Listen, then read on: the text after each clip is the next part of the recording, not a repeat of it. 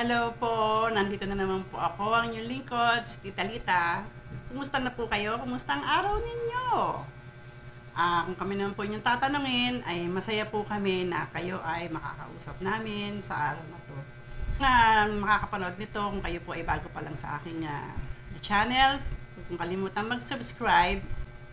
Pwede po kayo mag-comment after po ng aking pag-vlog. At sasagutin ko po ang inyong mga comment. Hindi ako mapakali dito sa Chisagedli, nung kabilang stasyon, yung Tape Bulaga. Kasi bigla ako nang gigil, nainis ako. Di ba na doon pa lang sila, sa kabila pa lang ang E80. Lumalabas ng studio, di ba, si Jose at saka si Wally. Alabas sila doon sa studio. Doon lang sa may gate. Meron lang silang pipick upin na isa, tapos ipapasok nila sa loob ng studio. Kasi medyo pa nun, di ba?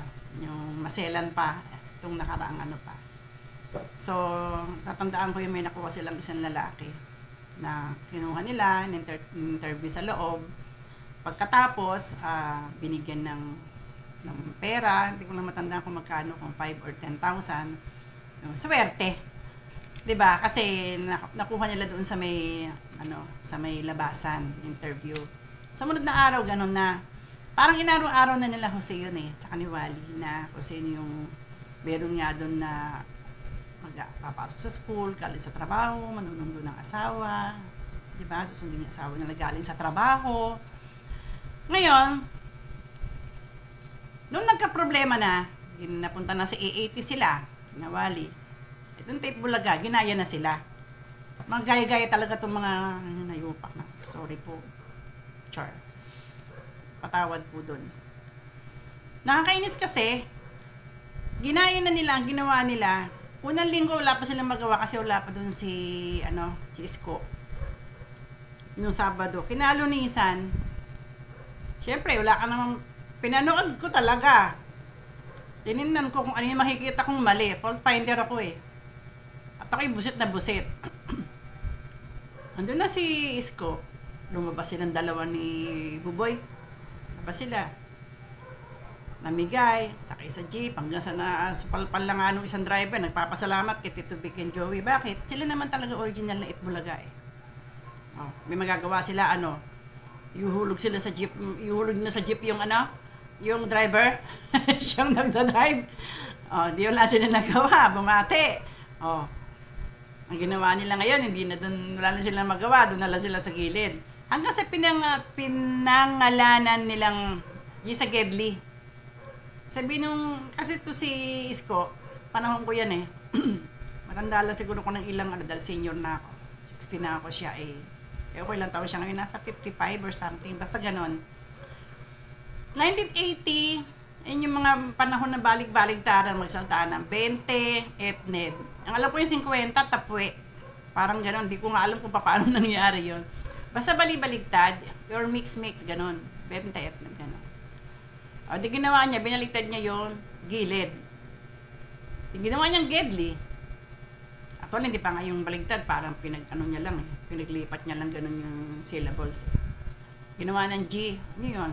Ginhawa daw, gano'n. Okay sa akin yun, walang problema. Medyo babayas ako ng konti doon. Okay yun kasi pangalan nila yun. Pero ginaya pa rin nila kung ano yung ginagawa ni Jose at saka ni Wally. Ito ngayon ang hindi ko nagustuhan. Chisagedli, ang ibig sabihin, doon lang kayo sa gilid ng daanan. Hindi yung ginawa niya, pinapasok nyo na pati bahay. Di sugod bahay na yung ginawa nyo. Nanggaya na kayo ngayon. Diba? Hindi na siya Chisagedli. G sa bahay na. G pasok sa looban ng ginawa nyo. Naalala mo yung binastos ni Buboy na inanuhan niya ng mic, nagpapasalamat dahil nasunugan sila. Kinulungan sila ni Labosing. Pretending pa tong Isko na ang sabi niya, oo, kayo po ba'y natulungan? Hello, wala naman kayo ng panahon na yon. Tapos ganyan Oh, no. Don't us. Wag kami. Alam namin ang bawat bitaw ng salita ninyo. Don't me. Wag ako. Ano naman eh. Kayo po ba yung natulungan, sabi nitong nung school na, si Yorme talaga. Lahat na lang eh. Pati ko tuloy na hawa. Ang bilib ako sa'yo nun eh. Sabi ko pa nga, dapat di ka nagpresidente. Dapat tinuloy mo yung pagka-mayor mo kasi okay ka na eh. Okay ka na. Kasi masyado kang nagmadali. O balik na tayo doon. Minit tuloy ulo ko. Di ba? Joke lang. Di ba? Kayo po ba yung natulungan, sabi niya. Ito namang si Buboy, ginawa niya, napatan niya ng microphone. Salamat po. Ayan, dito bigyan niya. Tapos tinginila niya yung mic. Tapos sabi niya, dyan na lang muna kayo. 6 lang po yung kakasya dito.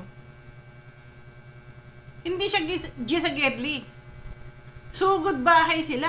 G sa bahay, sa looban, sa taas. Panik tayo sa taas. Bakit ka mo? Doon sila sa taas pumanik eh. Tapos, kasya lang daw 6. Ang hindi niya alam, yung hindi niya pinapanik, yung hindi niya inalisan niya ng mic, yung pala yung asawa nung natawag. Napanood niyo yun. Sigurado yun kasi yung mga ibang vlogger, tinakil din niya. Naalala niyo yun? Pag napapanood ko yun, yung itsura ng mukha ni Buboy na, asa po yung misis nyo?